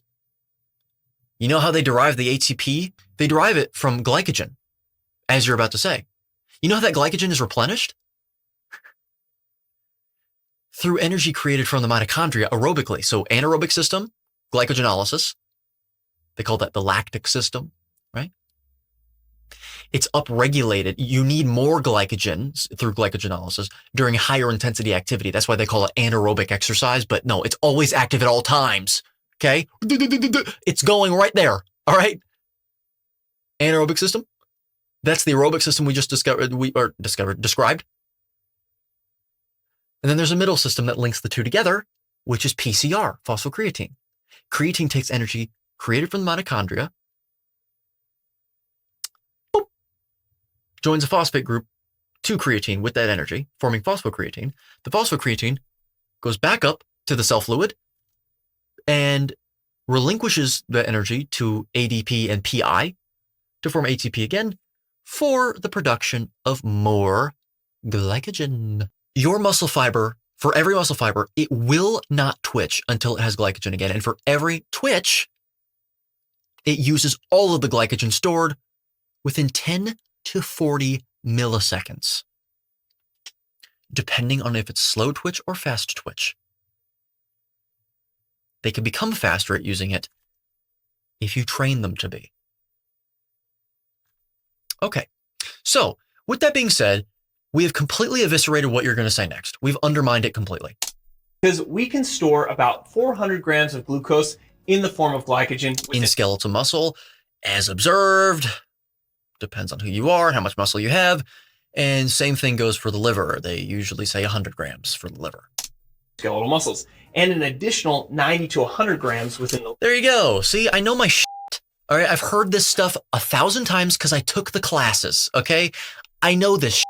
And this storage is going to be even more important in certain situations of prolonged high-intensity exercise. Correct, which is why you depend on it more during high-intensity exercise. It's also why whenever you engage in higher-intensity exercise regularly, your muscle fibers grow in response to the injury that's incurred, and commensurate with that is the amount of space for more glycogen to be stored, which is why it depends on how much muscle you have as to whether or not that 400-gram figure is correct. And the last thing we need to consider with ketone bodies... So, cover that. That was his argument. We already eviscerated that one. ...that they cannot be utilized anaerobically. Oh my God. Wow. So what? Do you realize how silly this argument is? If you engaged in higher intensity activity and with a commensurate with the higher intensity, you eventually got to an anaerobic threshold and you were operating within that threshold. Why is it the case that within those purported exercises that are within that purported threshold, oxygen consumption is maximized? Do you breathe less oxygen whenever you enter that threshold, or do you breathe more? It's the latter, and the reason for it is because your mitochondria are now operating actually at a faster pace, by the way, and they're creating energy aerobically at the same time anaerobic activity is occurring. Stick to anatomy. I'm serious. Remember, if we don't have enough oxygen present in a cell, like a skeletal muscle fiber, we can use glucose in anaerobic glycolysis. You are using anaerobic glycolysis to perform every muscle twitch at every intensity known to man. Every intensity possible. By the very manner of me sitting upright in this chair and talking to you, using my hands and my fingers and keeping myself upright by recruiting certain muscle fibers, moving my neck around to my lips and blah, blah, blah, my whole face, my tongue even. I am using glycogen to perform that muscle twitch. I'm using very little because there are very little muscle fibers being recruited. But for every muscle fiber that is recruited for those twitches, glycogen is being fully depleted from those cells and is being replenished over a longer period of time. Why do you think that whenever you're performing a muscle twitch or a muscle contraction, you can actively see different muscle fibers firing at different durations of the contraction? Why do your muscles shake? Different muscle fibers are firing at the exact same time. And then once those are depleted of glycogen, if there's still a pressure to keep the arm in a certain situation where the weight is being lifted, so there's still pressure to keep a weight up, so to exert energy, different muscle fibers, while the other ones that were just fired are replenishing their glycogen or getting their glycogen replenished, they will fire in their place. That's what's going on. Are you aware of excess post-oxygen consumption, EPOC? Why do you think that happens after exercise of high intensity? Is it because the muscles were not anaerobic actually at all? They were aerobic still? They still had oxygen? Give me a break. Make 2 ATP molecules. But again, ketone bodies cannot be... No. Oh God, yes, glycolysis does, but glycogenolysis produces more. That's why you store it. Muscle cells don't use glycolysis, they use glycogenolysis, a subset of that process being glycolysis, because if they used strictly glycolysis, that would actually take one more ATP. It's actually less efficient because you need an ATP to initiate glycolysis at the beginning of the step. Utilized in this way. So what situations would this create a problem for? It wouldn't at all if you actually understood muscle energetics. We do need to understand that people that train and exercise on ketogenic diets can adapt quite a bit to get most of their ATP produced in their muscles from the metabolism of fatty acids and even ketone bodies. During high intensity, they're always using glycogen at high amounts. Next. Obviously, their brains are going to primarily run off of those ketone bodies. But if you continue to increase the exercise intensity, say during some exercise session, some of your muscle fibers will eventually be forced to cross over to utilizing anaerobic glycolysis. No, they're always doing it. Next. Because you cannot supply them with enough oxygen fast enough when you... Yes, you can, or else they would die. They would succumb to irreversible rigor and die. Oxygen fast enough when you get to a certain level of exercise intensity. Why is it that oxygen consumption is maximized? The question still stands in that threshold that you're talking about. And the question is obvious, and I just covered it. For the fast twitch muscle fibers that start to get recruited during those high levels of intensity, they primarily run off of anaerobic glycolysis. No, they run off of glycogenolysis, which includes glycolysis, which is inherently strictly anaerobic anyway. All right? They're also aerobic at the same damn time. Some of you on a ketogenic diet might be thinking, I've done high intensity exercise and I still feel like I've had the energy to complete those tasks. Well, there you go. Done. And I'm not disputing that because you were still using glucose to accomplish those high intensity bouts of exercise. Correct. Done. There we go. Congratulations. You figured it out. But remember, that glucose was likely just coming from the glucose that was produced by the liver through It had to have been, if you're not consuming it. gluconeogenesis. And because you're in ketosis, your brain is using more ketone bodies than glucose. And so that extra... No, this is a bunch of mechanistic speculation that has nothing to do with what has actually been observed. Okay? Yes, it's been observed that in a ketogenic state you use more ketones. That's not what I'm saying. He's saying, oh, this is the reason why you're able to supply your muscle fibers with enough glucose for these high intensity exercises without consuming it, because it's not being used by the brain too much. No, that's your theory. That has not been observed. Glucose that is no longer being utilized by the brain can now be used to provide some glycogen storage in the muscles and eventually be utilized by that muscle during high intensity exercise. And low intensity exercise, all intensities. Plus, most people on a ketogenic diet still eat some amount of carbohydrates, which are... Not me. I mean, unless you're talking about 20 grams, because look, you gonna say 20 grams is significant? Seriously? also contribute to some glycogen storage. But here's where it becomes more of an issue. According to whom, on the basis of what? According to you, on the basis of flawed understanding of physiology? Again, stick to anatomy. Or prolonged high-intensity exercise session. You have no idea if that's the case. And by the way, this begs the question, even if that were the case, objectively, universally, all across the board, as to whether or not that is indicative of a problem, or if it's indicative of the fact that, yes, if you consume carbohydrates, you can go longer, but that may actually be a problem. Is it always good? So is longer the better? If you were able to sustain energy levels during exercise for hours and hours, would that be better? Or could you be causing yourself harm, actually, by taking a drug, which is what sugar is? Did a video on that. Check that out. To get you to that point. That's the question that you can form opinions on. Like, I probably wouldn't do well on a strict ketogenic diet. Yes, you would if you properly transitioned and if you don't have any permanent damage that you've done from a poor diet, a contraindicated species, inappropriate species, unspecific diet, because you are a member of a species and every species has one diet for its species with very minimal variation. We, again, might have more variation because of our ubiquity for 13,000 years, but it's still not completely up in the air as to what we ought to be eating, okay? It's hypercarnivore. Play basketball for 2 hours, 1 to 2 times during the weekdays, and then every Saturday we go for 3 hours. Yep, and that's completely appropriate and able to be done and performed on a ketogenic diet. If you actually understood how muscle energetics worked, and you actually understood physiology as intricately as I do, you'd understand this. I might be fine during the first hour if I were on a ketogenic. This is just a bunch of speculation.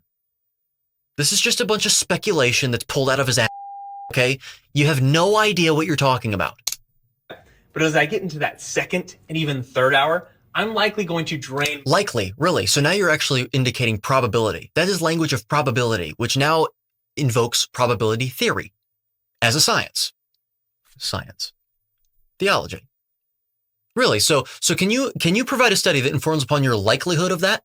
No, this is your opinion that you have no evidence to suggest, or no evidence to prove, rather.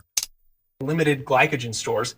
Limited glycogen stores. Yes, correct. Well, that happens in all exercise eventually, on all diets, which is why failure happens on every diet, muscularly.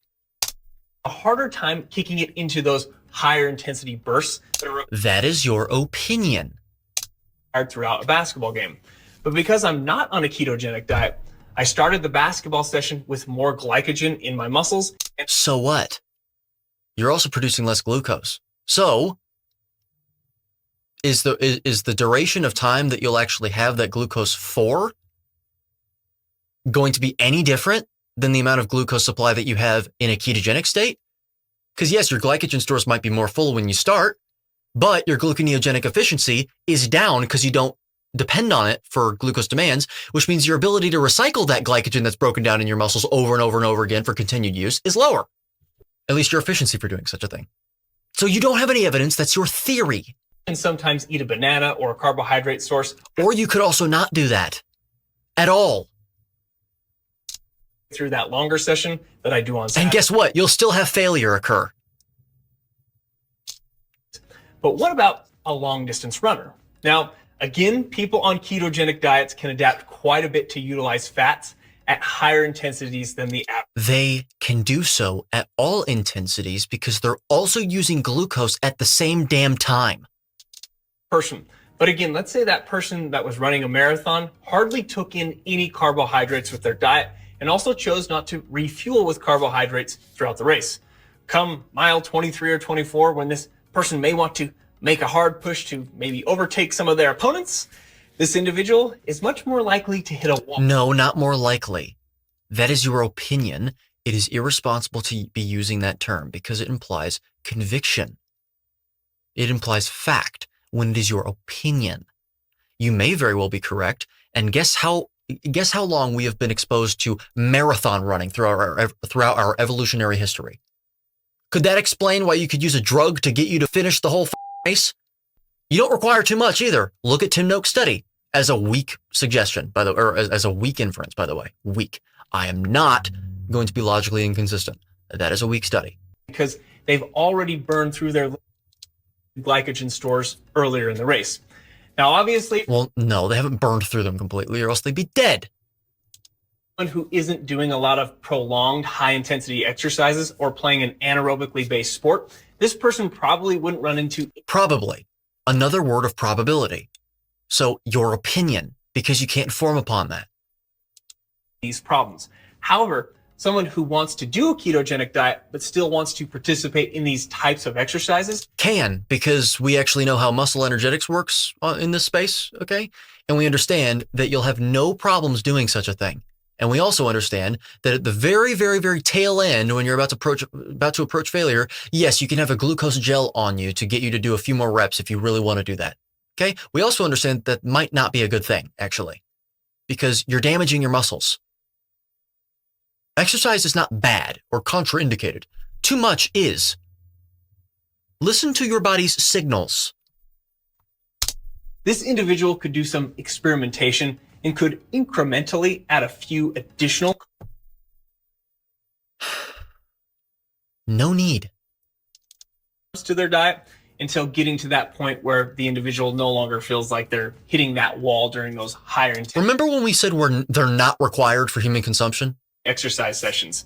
These extra carbs could be added daily as an overall weekly average, or they could be strategically added on days that will include those longer, higher intensity exercise sessions. They could also not be. So finally, back to the question. How many carbs do you really need? 0. And that's the wrong question anyway. The question is what is indicated.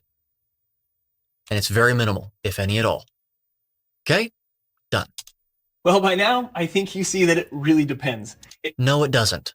Well, I guess you could say that, depending on what you want to do. Do you want to run your body into the dirt and over-exercise?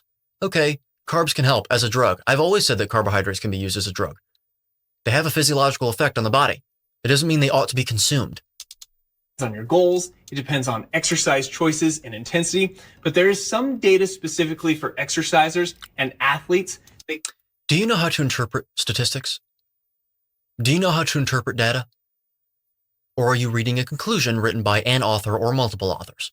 So an opinion, interpretation of their data that first of all may not have been collected responsibly, but also or may also not have been reported responsibly.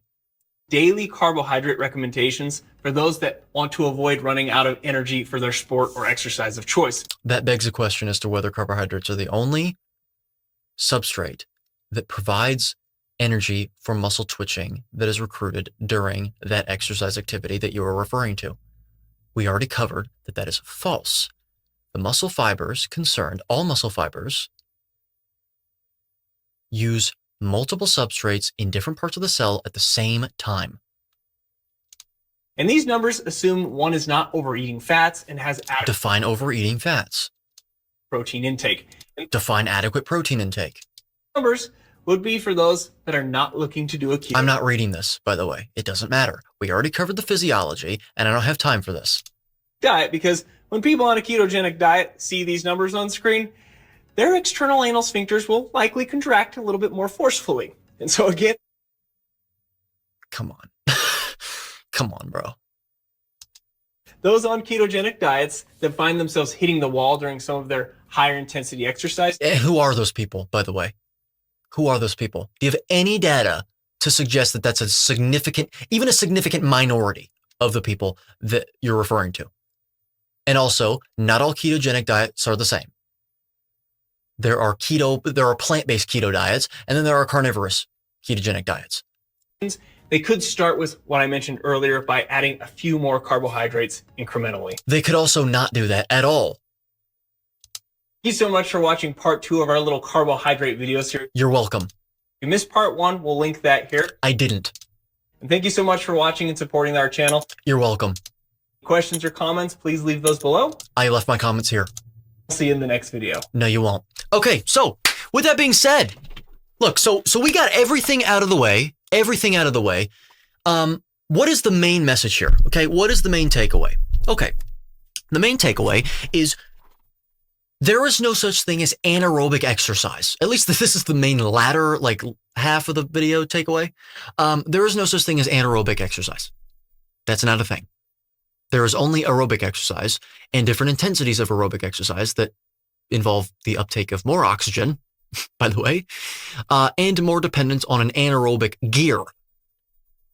Sure, fine.